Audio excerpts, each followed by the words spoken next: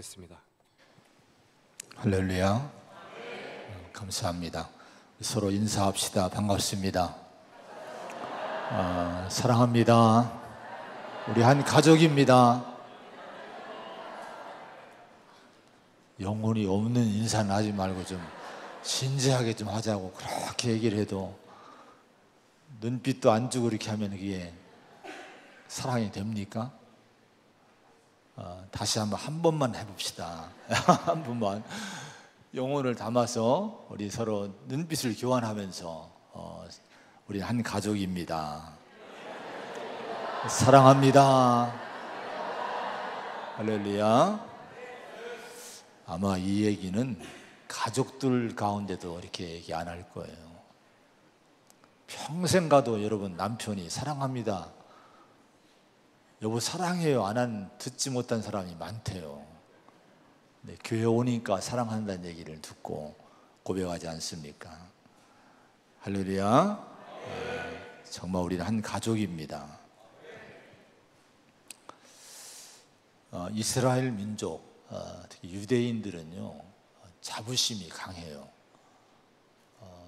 선민의식이 강합니다.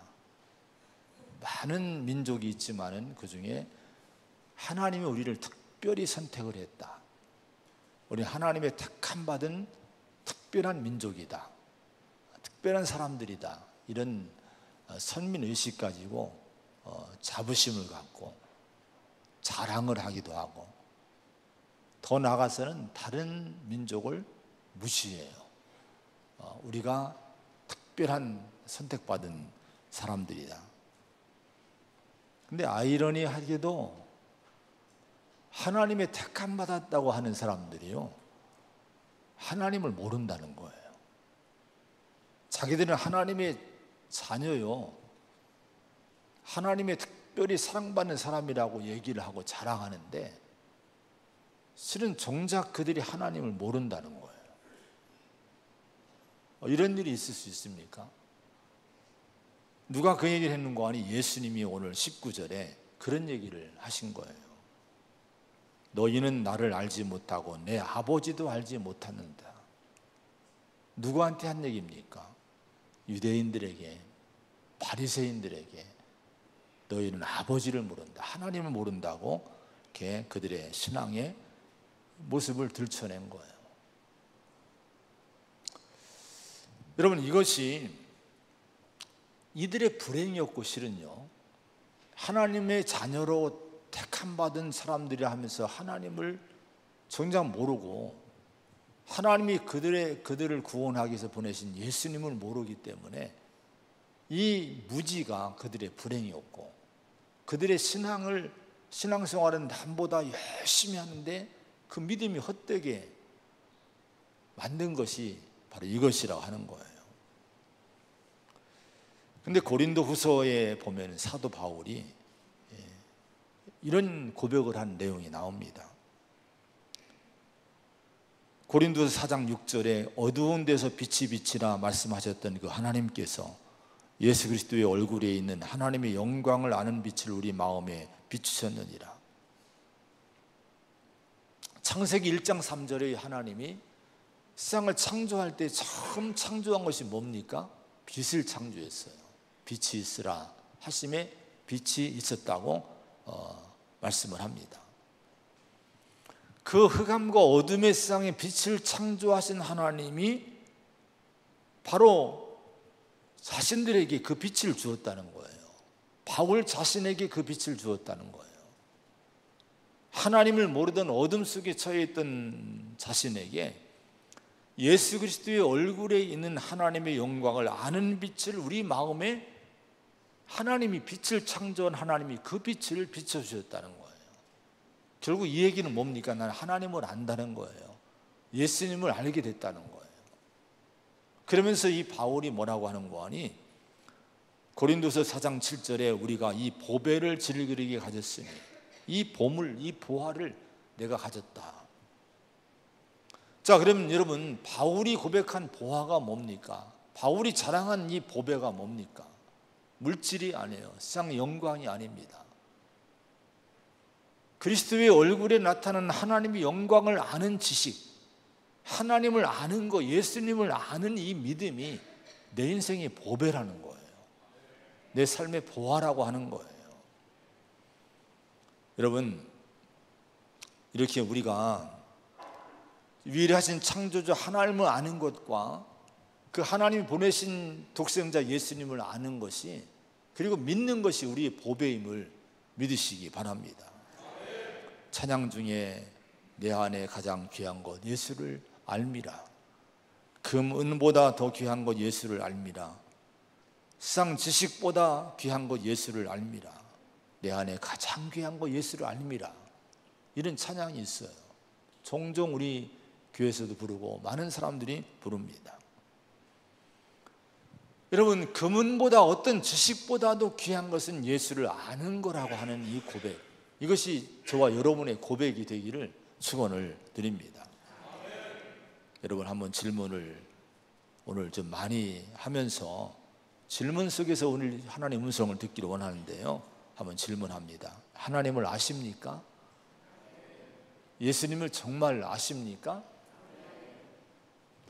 자, 이 질문에 내가 하나님을 아느냐, 예수님을 아느냐는 질문에 내가 많은 분들이 아멘 하셨는데, 정말 이 질문에 내가 대답할 수 없다고 만약에 한다면, 아직도 내가 여기에 머물거리고 여기에 내가 분명히 내 그래요, 압니다라고 고백할 수 없는 뭔가 머뭇거림이 내 안에 있다면, 여러분, 다른 거 제쳐놓고 하나님을 열심히 찾아야 될 줄로 믿습니다.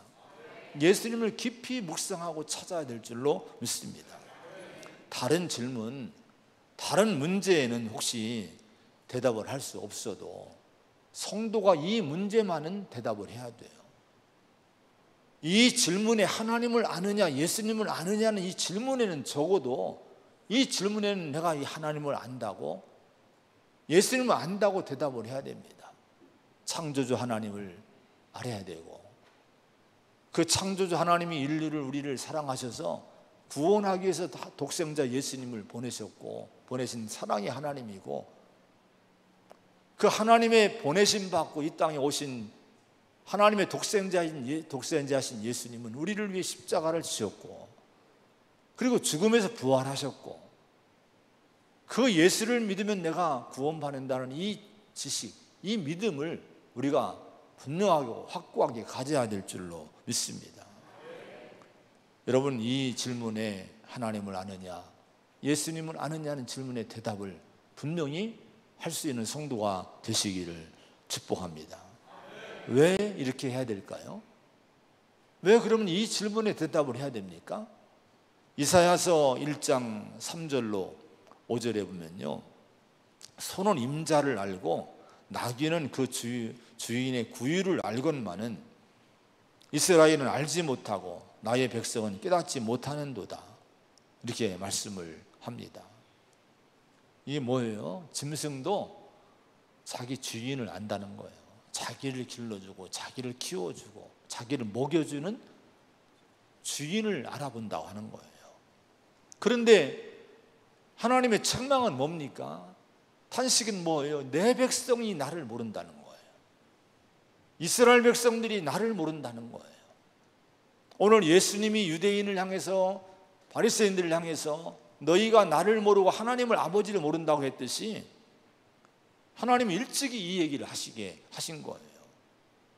그러면서 5절에 보면요, 이사야 1장 5절에 보면 너희가 어찌하여 더 맞으려고 폐역을 거듭하느냐, 온 머리는 병들었고 온 마음은 피곤하였고 너희 땅은 황폐하였도다, 이렇게 말씀을 해요. 하나님을 모르는, 하나님 아버지를 모르는 이런 무지가 어떤 결과를 가져옵니까? 머리와 마음이 병든다는 거예요. 다른 성경에 보니까 마음이 피곤했다는 것을 골병 들었다고 이렇게 표현했더라고요. 번역을 했더라고요. 여러분, 인간이요, 하나님 모르면 병듭니다. 그 머리가 병들고 마음이 병든 결과는 뭔지 아십니까? 인간이 운영하는 모든 환경이 황폐해지는 거예요. 지구가 왜 이렇게 황폐해집니까? 사회가 왜 이렇게 황폐해집니까? 실은 창조주 하나님을 모르기 때문에, 선과 악을 모르니 그 결과가 지금 이렇게 나타나고 있는 거예요. 요즘 반려견, 반려동물의 시대라고 하잖아요. 여러분, 이 개나 고양이를 너무 사랑해서 이게 이제 우리의 동반자로 사람들이 이제 삼고 살고 있는 거예요. 저도 전에 개를 정말 좋아했어요. 진돗개도 키워보고 도베르만도 키워보고 막 이렇게 키워봤습니다. 너무 이쁜 거예요. 막. 그런데 칼럼을 보니까 기독신문에 왜 이렇게 인간이 이 특별히 동물 중에 개를 좋아할까? 그 이유 중에 하나가 충직하다는 거예요. 이 개는요, 정말 주인을 절대적으로 알아보고 따르는 거예요. 세상에 나가면 늘 여기 치고 저기 치고 누가 우리를 알아주지 않아요. 상처받고 돌아와요.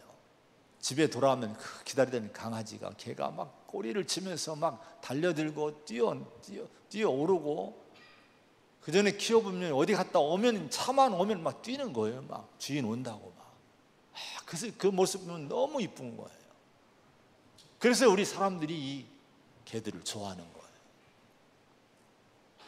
심지어 이 반려견을 좋아하는 분들은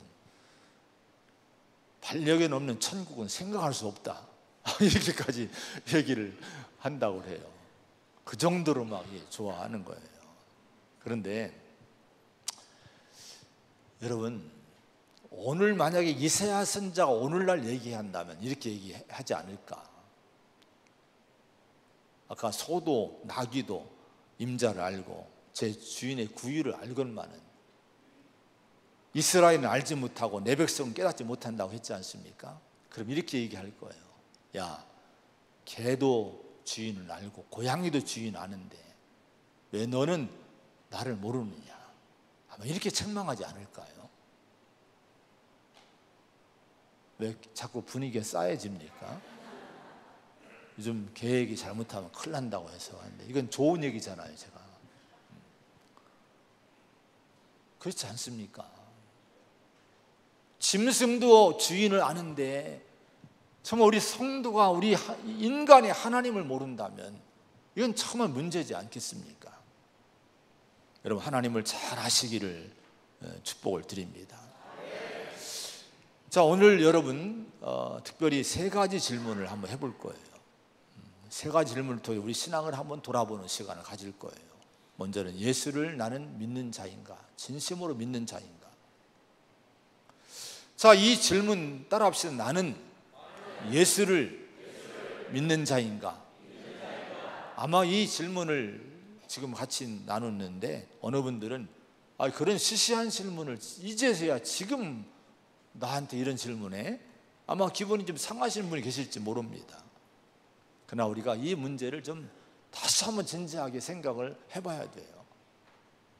자, 왜 우리가 예수를 믿는 믿음을 가져야 됩니까? 확고하게 이 질문, 나는 예수를 믿는 자인가에 아멘하고 대답할 수 있는 우리 성도가 왜 돼야 됩니까? 21절의 말씀 한번 같이 보겠습니다. 21절 시작. 내가 하리니 너희가 나를 찾다가 너희 죄 가운데서 죽겠고 내가 가는 곳에는 너희가 오지 못하리라. 할렐루야. 너희가 너희 죄 가운데 죽겠고, 이렇게 말씀합니다.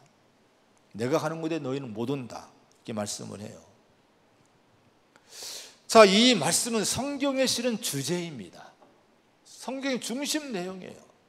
구약 성경과 신약 성경 모든 곳에 줄곧 세상을 향해서, 인간을 향해서 하나님은요 이 얘기를 하시는 거예요. 너희가 죄 가운데 죽는다, 너희가 죄 가운데 죽는다, 이 얘기를 계속 성경은 하시고 있는 거예요.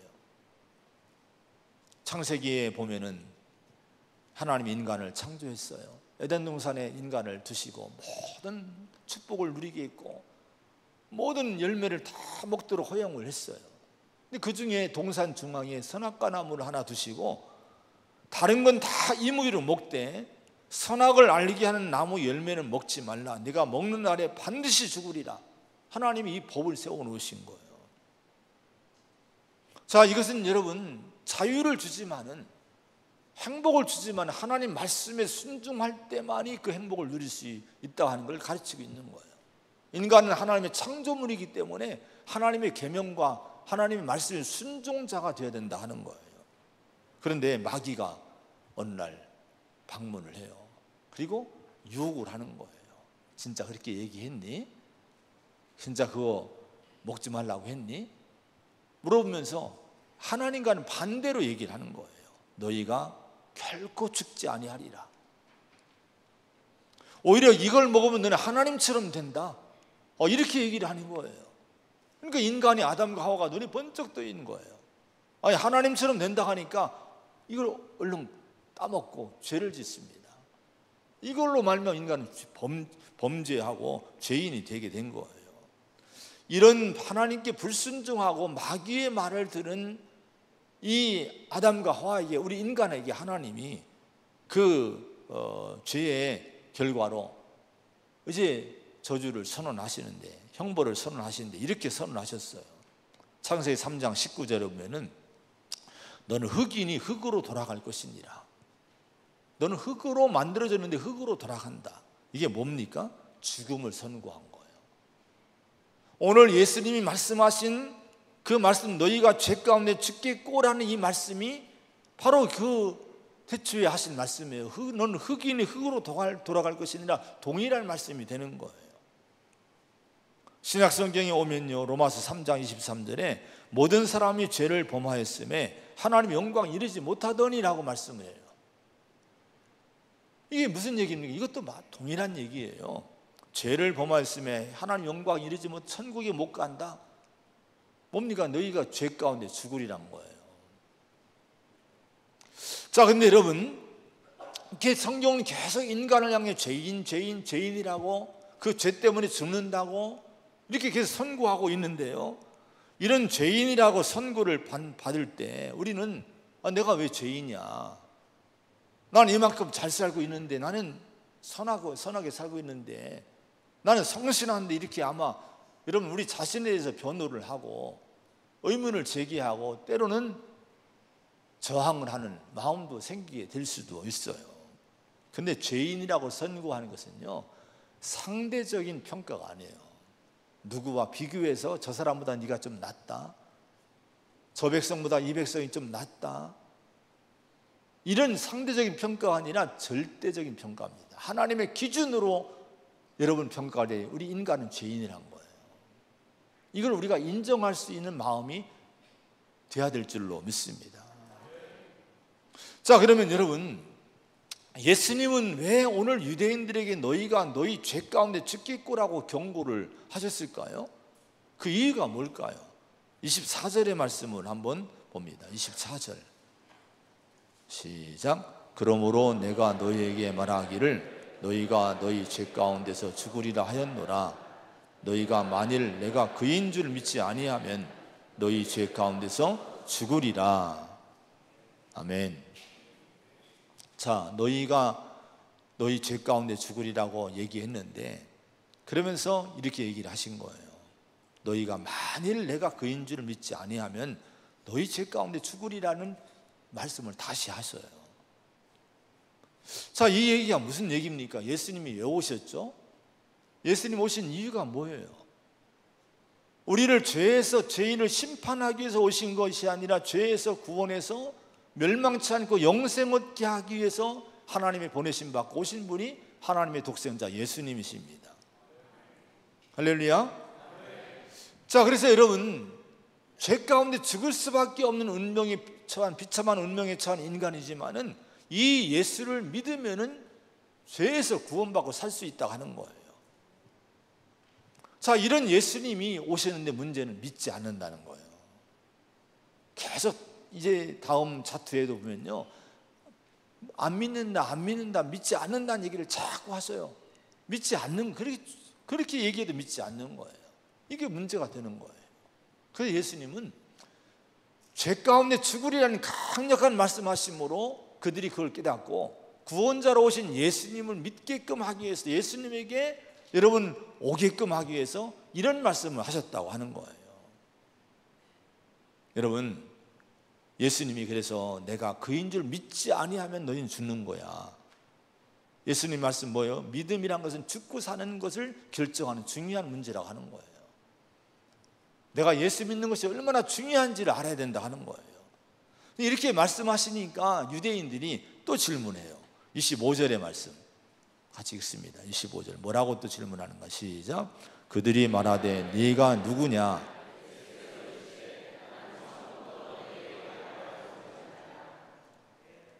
아니, 나를 믿으면 니들이 죄 가운데 죽지 않는다고. 나를 믿으면, 나를 믿지 않으면 너는 죽는데 반대가 뭡니까? 믿으면 안 죽는다고 얘기를 하니까 그들이 물은 거예요. 네가 누구냐 도대체? 너는 누구냐? 이렇게 질문한 거예요. 오늘 우리도 한번 예수님을 바라보고 십자가를 바라보고 한번 다시 한번 진지하게 질문을 한번 같이 한번 해보기로 하겠습니다. 따라합시다. 예수님, 당신은 누구십니까? 자꾸 질문해 보셔야 돼요. 저분이 누구신가? 자, 우리 예수님이 뭐라고 했습니까? 나는 처음부터 너희에게 말하여 온 자다, 이렇게 얘기를 합니다. 이 얘기는 구약시대부터 지금까지 예언된, 구원자로 예언된 그 사람이 바로 나라는 거예요. 그리고 여러분 요한복음에 보면은 계속 예수님은 자기를 소개해요. 예수님이 누군가, 예수님이 어떤 분인가를 소개를 계속 합니다. 바로 그 사람이 바로 나라고 얘기하고 있는 거예요. 요한복음 5장 39절에 너희가 성경에서 영생을 얻는 줄 생각하고 성경을 연구하거니와 이 성경이 곧 내게 대하여 증언하는 것이니라. 성경의 주제는 뭡니까? 예수님이라고 하는 거예요. 성경의 중심 내용, 중심 결론이 뭡니까? 예수님이 결론이라고 하는 거예요. 우리가 성경을 볼 때 그러므로 여기서 예수님을 못 보면 성경을 못 본 거예요. 여러분, 이 성경을 통해 말씀하신 그 주제가 뭐냐? 예수 자신이라고 하는 거예요. 또한 요한복음 1장에 보니까요, 세례 요한이 예수님을 세상에 소개할 때 봐라, 세상 죄를 지고 하는 하나님의 어린 양이라고 소개를 했습니다. 바로 내가 그 어린 양이라 하는 거예요. 요한복음 3장 16절에 하나님이 세상을 이처럼 사랑하사 독생자를 주셨으니 이는 그를 믿는 자마다 멸망하지 않고 영생 얻게 하려 하심이라고 주님 말씀했죠. 내가 바로 그 독생자라는 거예요. 내가 그 바로 하나님의 아들, 너희를 멸망치 않고 영생 얻기 위해서 보낸받은 그 아들, 유일한 독생자가 바로 나라는 거예요. 그 예수님을 믿어야 된다 하는 거예요. 요한복음 6장 51절에 난 하늘에서 내려온 살아있는 떡이니 사람이 이 떡을 먹으면 영생하리라. 내가 줄 떡은 그 세상의 생명을 위한 내 살이니라. 이렇게 말씀했어요. 내가 생명의 떡이라는 거예요. 하늘에서 내려온 생명의 떡이라고 하는 거예요. 이 떡을 먹으면 살리라는 거예요. 여러분, 이 예수님을 믿어야 될 줄로 믿습니다. 이 예수를 믿지 않으면 어떻게 된다는 거예요? 너희가 만일 내가 그인 줄 믿지 아니하면 너희 죄 가운데 죽는다. 이것이 예수님 말씀이고 성경의 말씀이에요. 자, 그러면 우리가 예수님을 믿을 때 죄 가운데 죽지 않고 영생 얻는 가장 큰 이유가 뭘까요? 그 이유가 뭡니까? 그건 다른 것이 아니에요. 우리의 문제는 죄의 문제거든요. 죄로 인한 사망의 문제입니다. 그런데 예수님으로 말미암아 하나님은 우리에게 뭐를 주시기 원하는 거 아니? 죄 사함의 은혜를 주시기를 원하시는 거예요. 이사야 43장 25절에 나곧 나는 나를 위하여 내 허물을 도말하는 자니 내 죄를 기억하지 아니하리라, 이렇게 말씀했습니다. 주님은, 하나님은 계속 죄를 용서해 주겠다고 자비의 사랑의 말씀을 선포했어요. 이걸 이루기 위해서, 이걸 완성하기 위해서 우리 예수님이 오셨고 십자가 지신 거예요. 그리고 우리가 예수님을 믿으면 믿는 자에게 죄 사함 주시고 죄를 씻어 주시는 거예요. 죄가 용서받게 되는 거예요. 어느 성직자가 이런 소문을 들었어요. 어느 여인이 예수님과 대화를 나눈다는 소문이 들려온 거예요. 그래서 마음에 그 여자 사기꾼이야, 반드시 사기꾼이야. 그 사기꾼 내가 그 행각을 내가 한번 밝혀내야지. 그런 마음 먹고 그 시험해 보기 위해서 그 여자를 찾아갔대요.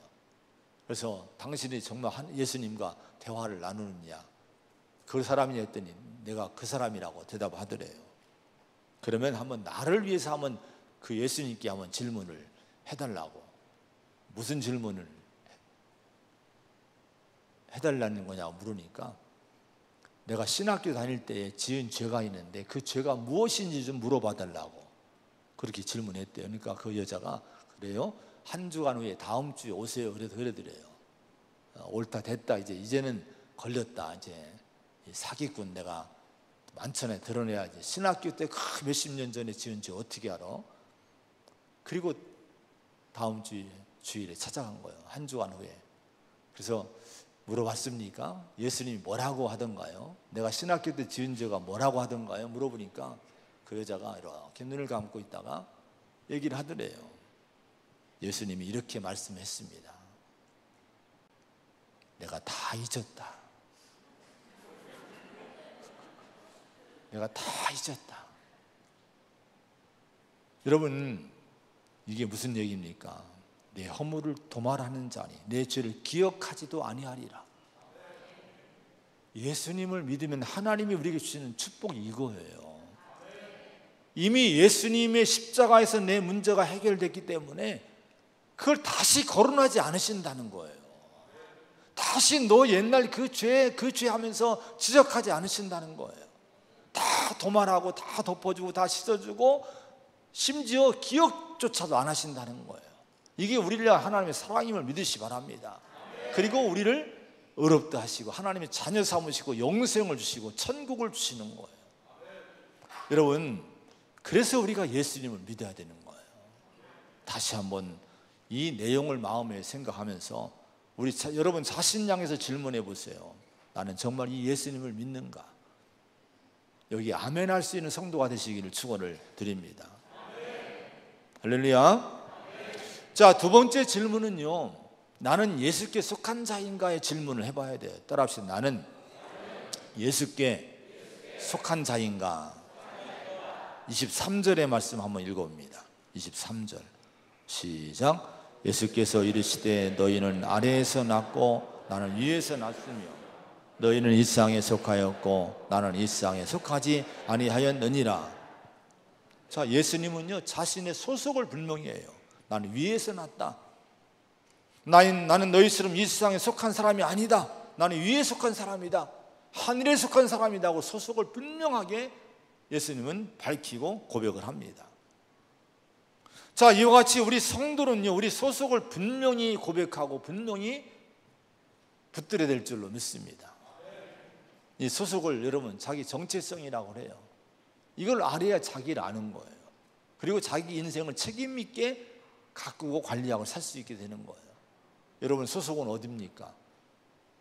여러분은 어떤 소속이라고 여러분 얘기하십니까?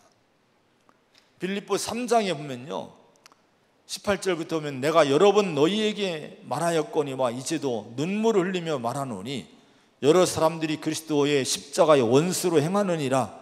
그들의 마침은 멸망이요 그들의 신은 배요 그 영광은 그들의 부끄러움에 있고 땅의 일을 생각하는 자라.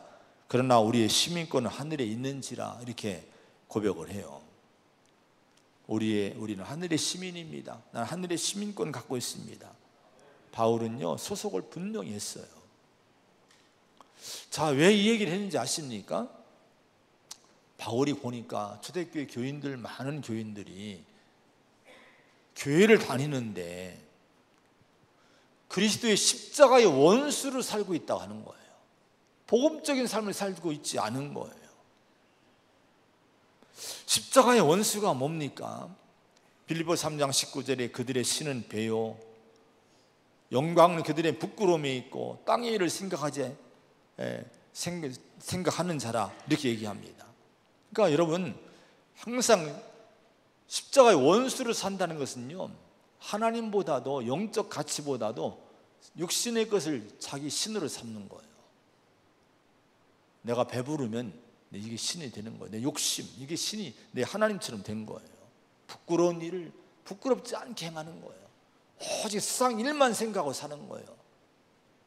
우리를 십자가로 구원하신 목적이 뭡니까? 하나님의 나라를 바라보라고, 천국의 백성으로 살라고 하지. 주님이 15절에서 십자가 지지 않으셨습니까? 근데 십자가 원수로 살고 있다는 거예요. 이런 모습을 보니까 너무 마음이 아파서 눈물 흘리면서 바울은 호소를 합니다. 왜 십자가 원수로 살고 있니? 우리의 시민권은 하늘에 있다. 우리의 소속은 하늘에 속한 사람이다. 이렇게 여러분 간절하게 애절하게 그들을 향해서 얘기하고 있는 거예요. 여러분, 우리가 정말 이걸 분명히 하고 살아야 될 줄로 믿습니다. 도대체 여러분, 성도가 소속이 어딘지를 갈팡질팡하고 산다면, 예배드릴 때 모습과 얘는 세상의 모습이 다르자면, 세상에 나가면 그저 세상을 쫓아 살고 세상의 가치관을 붙들고 살고 내 배를 위해서만 살고 온통 세상 일에만 여러분 몰두하고 산다면 도대체 우리의 소속은 어디라는 얘기입니까? 하나님께 속한 자로 살아야 될 줄로 믿습니다. 스프링복이라는 아프리카에 서식하는 작은 그 동물들이 있어요. TV 보면 팔짝팔짝 뛰는 거 있잖아요. 막 톡톡 뛰는데 아주 얼마나 빠른지 몰라요. 근데 이 스프링복 현상이라는 게 있대요. 이렇게 신문이나 컬럼이나 보니까요. 이게 뭔가 하니 하나가 뛰면 그냥 같이 뛰는 거예요. 막 어디를 왜 뛰는지도 몰라요. 어디를 가는지도 모르고 막 같이 몰려 다니고, 이게 스프링복. 그러다가 이게 한번 사건이 났는데 이게 골짜기로 막 다 떨어져 죽는, 몇백 마리 죽는 사건도 있었대요. 이게 스프링복 현상이라고 합니다. 근데 2013년도에 4월에 보니까 영국의 한 마라톤 대회에서 이런 일이 있었다네요. 5,000명 정도가 참석했는데 그중에 1등으로 우승한 한 명만 완주자로 등록이 됐대요. 인정이 됐대요. 나머지는 다 완주 못한 사람으로 탈락자로 된 거예요. 되고 만 거예요. 왜 그런가 했더니 1등한 사람과 2, 3등이 차이가 나는데 1등은 잘 코스를 밟아서 골이 냈어요. 근데 2, 3등으로 온 멀리 떨어진 사람이 코스를 잘못 밟은 거예요. 그것도 많이도 아니에요. 264m를 뭔가 이렇게 돌았는가 봐요. 이게 좀 빼먹었는가 봐요. 그러니까 뒤에 오는 사람들이 뭣도 모르고 다 2, 3등만 따라갔다가 모두가 264m를 빼버린 거예요. 그래서 공식적으로 이건 인정이 안 된다 해서 1등 한 사람만 완주자로 인정하고 나머지 전부 탈락자로 처리했다는 거예요. 여러분, 왜 그랬습니까? 이게 이 바른 길인지 이게 옳은 길인지 이게 분별하지 않고 그냥 앞사람 가니까 따라가다가 그렇게 된 거예요. 여러분, 오늘날 어디로 가는지 맹목적으로 세상이 가는 대로 그냥 군중 심리에 몰려서 이리저리 따라다니고 하는 것들 다 스피드복 현상입니다. 이게 영적으로 하면 소속감이 없는 거예요. 우리는요 그렇게 살지 말아야 될 줄로 믿습니다. 사람들이 그렇게 구호 외치고 몰려다녀도 나중에 보면 그거 아무것도 아니잖아요. 이 세상은 너무나 지금요 가짜가 많아요. 거짓이 너무 많아요. 정말 우리 성도들은요, 우리의 소속은 우리 시민권은 하늘에 속한 자라고는 믿음을 가지고 항상 이것이 진리냐, 이것이 하나님의 뜻이냐, 이것이 하나님 원하시는 길이냐를 묻고 여러분이 그 길을 가야 될 줄로 믿어요. 그래 분별력이 생기는 거예요. 소속을 분명히 하세요. 나는 예수님께 속한 사람인가? 어디에서도 어떤 자리에서도 이걸 질문하고 그 다음에 행동하시 바랍니다. 그러면 우리를 잡아줄 줄로 믿습니다. 마지막, 나는 예수를 말하는 사람인가? 따라합시다. 나는 예수를 말하는 사람인가? 이 질문을 늘 해야 돼요. 26절의 말씀 한번 같이 보겠습니다. 26절입니다. 시작. 내가 너에게 대하여 말하고 판단할 것이 많으나 나를 보내신 이가 참되심에 내가 그에게 들은 그것을 세상에 말하노라 하시되. 우리 예수님은요 나를 보내신 하나님이 참되심을 믿었어요. 그리고 그분에게 들은 것을 세상에 말한다고, 나는 말하노라 이렇게 얘기를 하셨습니다. 그래서 예수님은요 절대 치우치지 않으신 거예요.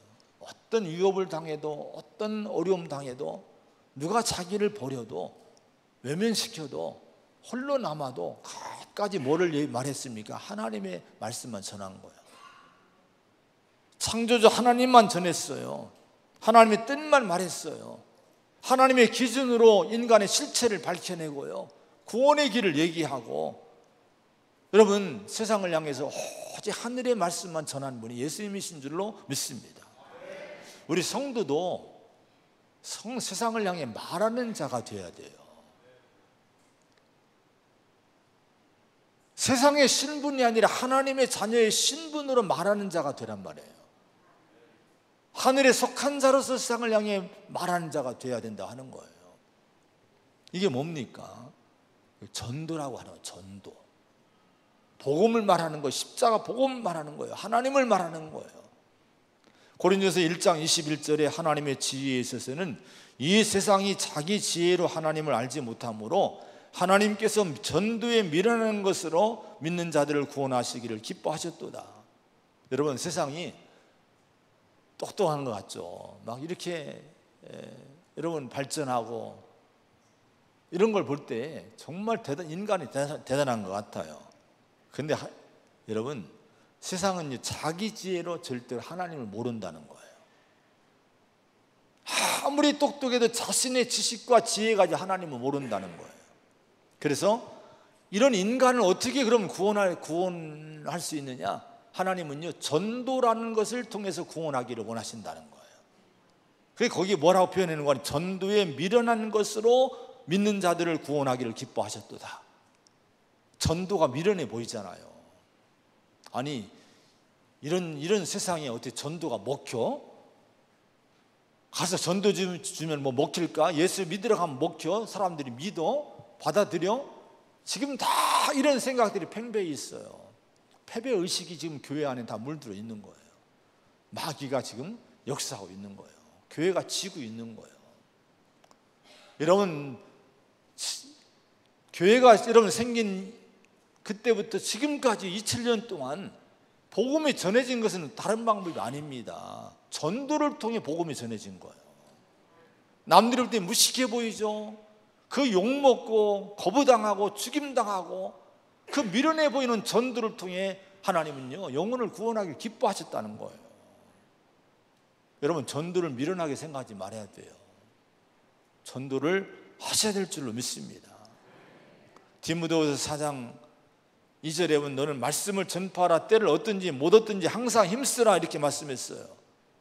때를 얻든지 못 얻든지라고 얘기해요. 항상 이 전도 말씀을 전파하라는 거예요. 우리는 얼마나 자꾸 때를 잡고 여기에 속아요. 때가 아닌 것 같아요. 아직 때가 아닌 것 같아요. 전도하셔야지만 때가 아닌 것 같대요. 자식들 전도해야지, 남편 전도해야지 하면 때가 아닌 것 같아요.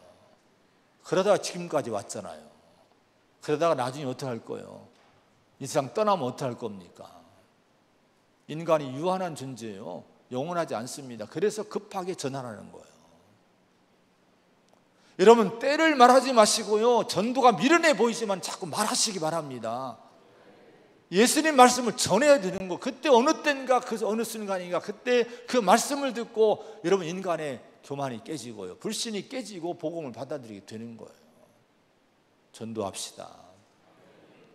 여러분 예수를 말하는 자가 되시기를 축원을 드립니다. 디모데후서 4장 5절에 너는 모든 일에 신중하며 고난을 받으며 전도자의 일을 하며 내 직무를 다하라. 전도자의 일을 하며 내 직무를 다하라는 것은요, 전도는 사명이라는 그대의 사명을 완수하라. 여러분의 사명이 뭡니까? 우리 성도에게 교회에게 가장 1순위, 사명의 1순위가 뭐예요? 전도라는 거예요. 여러분의 직업을 통해서, 여러분 일을 통해서 만난 사람이 누굽니까? 여러분 왜 그 사람을 만나게 했을까요? 왜 내 관계망성에 그 사람들을 나를 맺어줬을까요? 전도하라는 거예요. 이것이 1순위 사명이 되어야 될 줄로 믿습니다. 나를 통해 복음이 흘러가야 될 줄로 믿습니다. 할렐루야. 자, 우리가 전도해야 될 이유는요, 또 한 가지, 오늘 29절의 말씀 마지막으로 한번 읽어봅니다. 29절입니다. 시작. 나를 보내신 이가 나와 함께 하시도다. 나는 항상 그가 기뻐하는 일을 행함으로 나를 혼자 두지 아니하셨느니라. 여기에 나는 항상 그가 기뻐하는 일을 행함으로 주님이 이렇게 얘기했어요. 그러면 아버지 하나님이 기뻐하는 일을 행하셨다고 하는데, 그 일을 위해 오셨다고 하는데, 그럼 하나님이 기뻐하시는 일이 뭘까요? 예수님이 뭐를 통해서 하나님 기쁘게 했을까요? 십자가 지신 거예요. 십자가 지신 이유는 뭡니까? 전도를 위해, 그런 영혼을 구원하기 위해서 십자가 지신 거예요. 그러니까 하나님이 기뻐하시는 일은 영혼 구원인 줄 믿으시기 바랍니다. 그래서 여러분 누가복음 15장에 보면요, 비유들이 나와요. 잃은 양을 찾는 비유, 드라크마를 찾는, 잃은 드라크마를 찾는 비유, 돌아온 탕자의 비유 나오는데요, 거기 모든 세 비유마다 다 기쁨을 얘기합니다. 찾았을 때의 즐거움, 기쁨, 잔치, 이런 걸 다 얘기를 하는 거예요. 이게 뭡니까? 하나님은 이런 영혼을 찾았을 때 가장 기뻐하신다는 것을 표현하고 우리 가르쳐 준 거예요. 여러분, 우리 성도가, 교회가 뭘 기뻐해야 될까요? 전도해서 영혼 구원한 걸 기뻐해야 될 줄로 믿습니다. 지난 목요일 날 동아일보 중앙지잖아요. 제가 신문들을 쭉 이제 늘 보거든요. 거기에 눈에 번쩍 뜨이는 것이 있어요. 우리 지역 기사가 동아일보에 난 거예요. 군수님 보셨어요? 집사님? 거기 나온 거예요. 이원면에 대한 기사인데요, 2년 만에 아기가 처음 나온 거예요. 2년 만에. 세상에, 면 단위에서 2년 만에 아기가 하나가 딱 출생을 한 거예요. 온통 지금 저 아직 안 가봤는데 제가 한번 가보려고 그래요. 한번 이렇게 가보려고 하는데 막 현수막이 막 잔뜩 붙어 있다네요. 내 삼리 주민일동 이원면 지역발전협의회 주민자치 이원초등학교 학부모 교직원 이원면사무소, 여기서 막 사랑스러운 아기 천사 탄생을 축하합니다. 튼튼하게 자라만 주령 우리 모두 널 지켜줄게, 막 이런 문구로 막 이 현수막을 잔뜩 걸어놨다는 거예요. 한번 보고 싶어요. 한번 가봐요, 여러분들. 근데 4년 동안에 그동안 출생이 2명이 됐어요. 요번에 1명, 2년 전에 1명. 근데 한 가정에서, 그것도 한 가정에서 난 거예요. 한 부부가 이렇게 2명을 낳은 거예요. 그것도 펜션하는 분 가정이래요. 근데 이원 면장님 얘기, 인터뷰한 얘기가 나왔더라고요. 면장님이 2년 만에 우리 지역의 아이가 탄생해 지역 주민과 함께 기쁨을 나누고 있다. 아이가 건강하고 행복하게 성장할 수 있도록 다 함께 노력해야 된다. 이런 인터뷰 기사가 나왔더라고요, 동아일보에. 저는 이걸 읽으면서 참 생각해 봤어요. 이 한 명 태어나는 것이 이렇게 가정도 기쁘고 지역 전체가 기쁠 터인데, 한 영혼이 구원받았을 때 하나님이 얼마나 기뻐하실까? 우리는 얼마나 기뻐해야 될까? 이 생각을 해본 거예요. 교회의 기쁨은 영혼 구원의 기쁨이 가장 큰 기쁨이 되어야 될 줄로 믿습니다. 그리고 저는 이원 면장님 한 얘기가 마음에 들어요. 그분한테 얘기를 전해주세요. 수왕교 목사가 당신 얘기를 했다고. 그분이 이런 얘기 했대요. 아이가 건강하고 행복하게 성장할 수 있도록 다 함께 노력해야 된다는 것이요, 이 평범한 얘기인데 우리 교회가 이게 돼야 된다는 마음이 온 거예요. 한 영혼이, 새로운 영혼이 왔어요. 구원받았어요. 구원받으면 뭐예요? 내팽개치면 그 아이는 주는 거예요. 같이 다 돌봐줘야 되는 거예요. 교회가 할 일은 전도고요, 전도한 영혼들을 온 교회가, 온 성도들이 그 사람을 집중적으로 잘 돌봐줘야 되는 거예요. 아기 나면요, 우리도요, 우리 손녀가 나니까요, 온 집안 전체가 계단한테 매달리는 거예요. 그래야 애들이 살 수 있기 때문에. 이게 여러분 맞는 얘기지 않습니까? 교회도 그래야 돼요. 기존 교인들은요, 얼마나 혼자 살 수 있어요. 근데 새로운 성도는 우리가 돌봐주지 않으면요, 돌봐주지 않으면 살 수 없어요. 신앙생활 유지하기 힘듭니다. 속해서 선교해서 우리 여러분 집중적으로 이 새로운 사람들을 잘 돌보고 관심 갖고 끌어주고 세워줘야 그 성도가 견고한 건강한 성도로 자랄 줄로 믿습니다. 할렐루야. 어쨌든 우리가 오늘 말씀, 예수를 믿는가? 나는 예수님께 속해 있는가? 예수를 말하는가? 이 세 가지를 늘 질문하면서 주님과 좋은 관계 속에서 건강한 신앙과 교회를 이룰 수 있는 저와 여러분 되기를 축원을 드립니다. 기도합니다. 하나님 아버지 감사합니다. 오늘 저희들에게 믿음을 주셔서 무엇보다도 하나님을 알게 하시고 예수를 알게 하시니 감사합니다. 이것이 가장 귀한 일인 줄로 믿습니다. 우리의 믿음을 정말 종종 시때때로 점검해보고 살펴보는 가운데 우리 믿음이 곁길로 가지 않도록 내 믿음을 잘 세우는 우리 성도가 되게 하여 주옵소서. 정말 십자가를 진 예수님을 진실로 내가 믿고 살고 있는가? 나는 예수께 속한 자로서 하늘의 시민권자로 살고 있는가? 나는 전도하는가? 예수를 말하는가? 질문해 보는 가운데 정말 이런 삶을 사는 우리 교회가 되고 성도가 될 때에 하나님 기뻐하시고 하나님 뜻이 이 땅에 이루어질 줄로 믿습니다. 우리 신앙이 견고해질 줄로 믿습니다. 이 믿음으로 붙들어 주시옵소서. 예수님의 이름으로 간절히 기도하옵나이다. 아멘.